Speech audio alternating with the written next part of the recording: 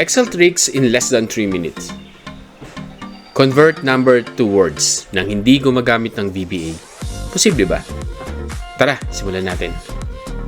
Ang pinakamadaling way ngayon ng pag-convert ng number into words nang hindi gumagamit ng VBA ay posible na gamit ang tatlong functions: substitute, bahatext, at translate. Kung meron ka nito sa version ng Microsoft 365 mo, siguradong magagawa mo na ito. Dito sa cell B3, ito ang value na i-convert natin. Punta tayo sa cell B5 at i-type natin bahatext B3.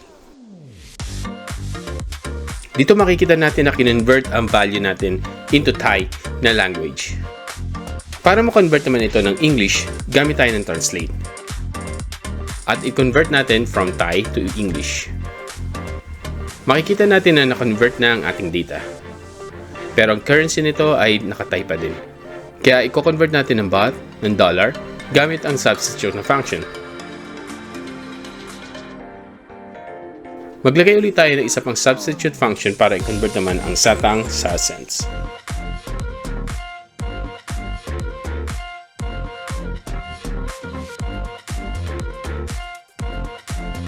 Now, kung papalitan natin ng whole number ang value, makikita na natin na meron na tayo ulit baht. Kaya maglalagay tayo ulit ng isa pang substitute.